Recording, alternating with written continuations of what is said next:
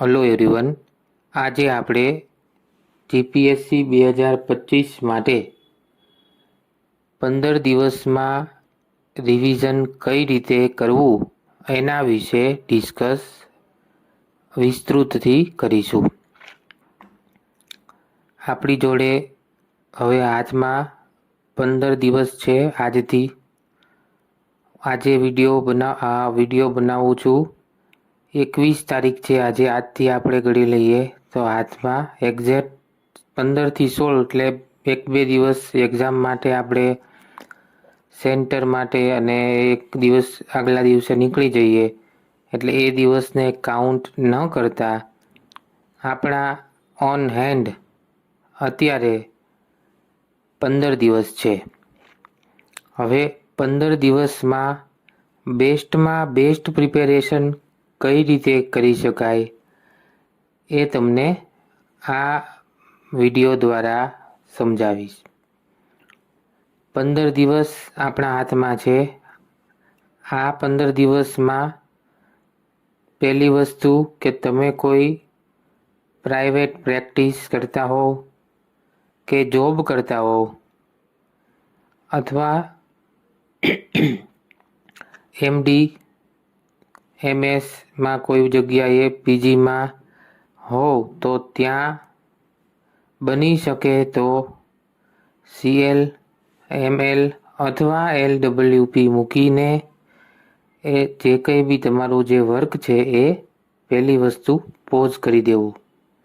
કારણ કે 15 દિવસ આપણી જોડે છે અને આ 15 દિવસમાં આપણે જો આપણું રીડિંગ નહીં કરીએ અથવા તો આપણે જોબ કે કન્ટિન્યુ રાખશું તો આપણા માર્ક્સ પર ઇફેક્ટ આવવાની પોસિબિલિટી આમાં સૌથી વધારે છે. એટલે પહેલી વસ્તુ કે જે કંઈ બી આપણે એક્ટિવિટી આપણી કરતા હોઈએ એ ઓનલી 2 વીક્સ 2 અઠવાડિયા જ છે. 2 અઠવાડિયા માટે આપણે સીએલ અથવા સીએલ ના હોય તો એલડબલ્યુપી લીવ વિધાઉટ પેમેન્ટ લઈ શકાય. બીજી વસ્તુ કે અમુક સ્ટુડન્ટના ક્વેશ્ચન્સ આવ્યા છે કે કેટલી કલાક વાંચવું જોઈએ. ઓકે, ઘણા સ્ટુડન્ટ્સ પૂછે છે કે કેટલા કલાક અમે રીડિંગ કરીએ તો આન્સર છે મેક્સિમમ. અર્થાત સવારમાં તમે ઉઠો, આંખ ખુલે ત્યારથી રાત્રે તમારી આંખ બંધ થાય એ અરસામાં મેક્સિમમ જેટલું વાંચો એટલું અત્યારે ઓછું છે. બરાબર. કોઈ 6 થી 7 કલાક વાંચે તો એને સફિશિયન્ટ લાગતું હોય. કોઈ 15 થી 20 કલાક વાંચે તો પણ એને સફિશિયન્ટ ના લાગતું હોય. એ અલગ પ્રકૃતિની વસ્તુ છે. બટ મને આન્સરમાં હું એટલું જ કહીશ કે બને ત્યાં સુધી મેક્સિમમ અવર્સ રીડિંગ હવે કરવાનું.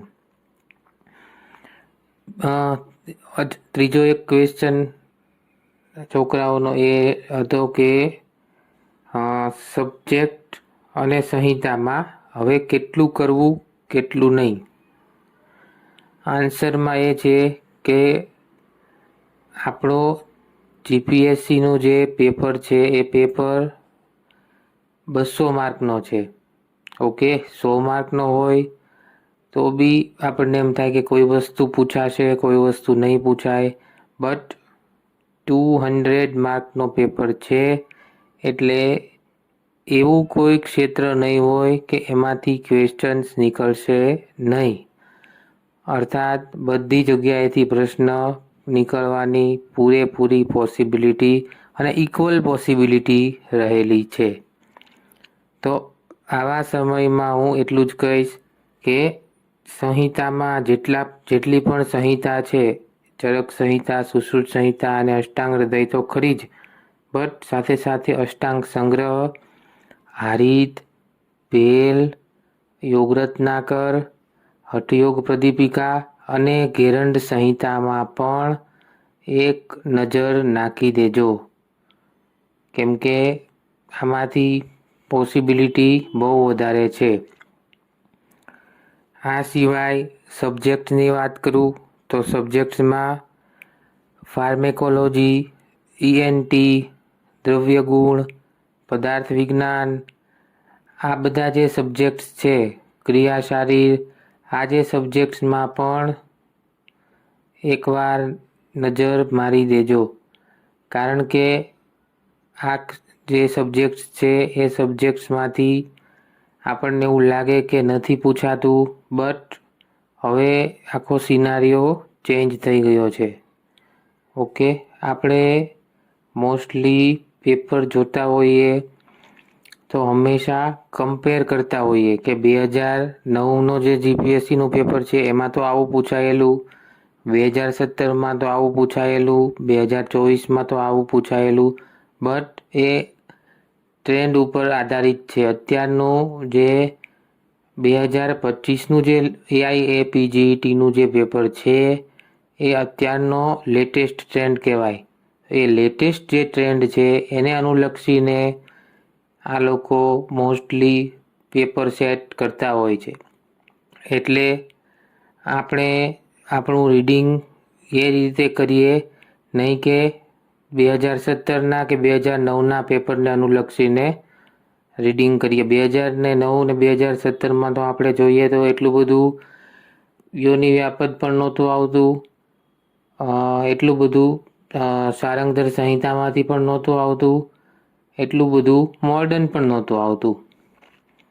ઓકે, ફાર્મેકોલોજી ને એ બધું તો આવતું જ નહોતું. એટલે એ વખતનો ટ્રેન્ડ અને એ વખતનું હતું. હવે આ 2025નો જે લેટેસ્ટ AIAPJETનો પેપર છે એને અનુલક્ષીને આપણે પ્રિપેરેશન કરવાની છે.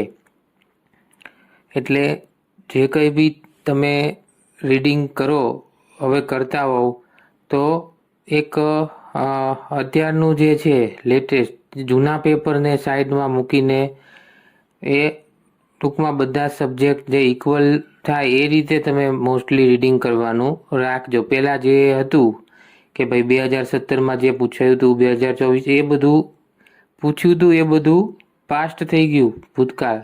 એટલે એમાં પૂછ્યું હતું એટલે આ વખતે બી એ જ પૂછશે એ પોસિબિલિટી હવે બહુ ઓછી છે. ઓકે, પહેલાં એ 2009માં એ જે હતું એ હતું, બટ હવે આખો ટ્રેન્ડ ચેન્જ થઈ ગયો છે. એટલે એ એક વસ્તુ યાદ રાખજો અને એ રીતે થોડી પ્રિપેરેશન કરજો. બીજી એક વસ્તુ તમને એ કહેવાની કે હવે આપણા હાથમાં 15 દિવસ છે, તો 15 દિવસમાંથી પહેલા 10 દિવસ અને 5 દિવસ એ રીતે બે ડિવિઝન કરજો. અને આ બે ડિવિઝનમાં 10 જે દિવસ, પહેલા 10 દિવસ જે છે એ પહેલા 10 દિવસમાં એક રીડિંગ થઈ જવું જોઈએ અને બીજા 5 દિવસમાં બીજું રીડિંગ. એટલે એ રીતે આપણે 2 વાર આખો જે જીપીએસસીનો સિલેબસ છે એ રિવાઇઝ કરવાનો છે. આ 2 વારનું રિવિઝન એકલું સંહિતાનું જ નહીં પણ સબ્જેક્ટનું પણ થવું જોઈએ.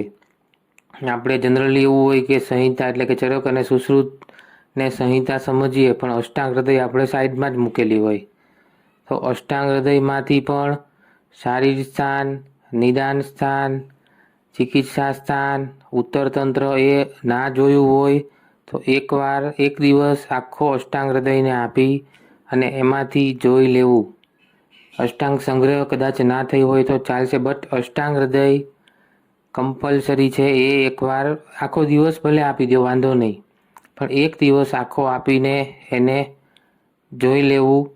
એટલે આપણને અષ્ટાંગમાંથી કોઈ બી એ ક્વેશ્ચન્સ આવે, કેમ કે આ 200 માર્કના પેપરમાં જરૂરી નથી કે બધું ચરક સુશ્રુતમાંથી જ આવે. તો બને ત્યાં સુધી આપણે અષ્ટાંગ હૃદયમાં જનરલી આપણે કેવું સૂત્રસ્થાન જ કરતા હોઈએ, બટ શારીર નિદાન એમાં પણ એક નજર નાખી દેવી. બીજી વસ્તુ કે કન્ટિન્યુઇટી, કે આપણે એવું થાય કે ભાઈ પહેલો દિવસ મસ્ત વાંચ્યું પછી બીજા દિવસે આપણે ઢીલા પડી જતા હોઈએ, તો એવું કરવાનું નથી. પહેલા દિવસે આપણે જે એનર્જીથી સ્ટાર્ટ કર્યું હોય એ જ એનર્જીથી બીજા, ત્રીજા, ચોથા દિવસે 7 તારીખ સુધી એનર્જી રાખીને મસ્ત રીતે આપણે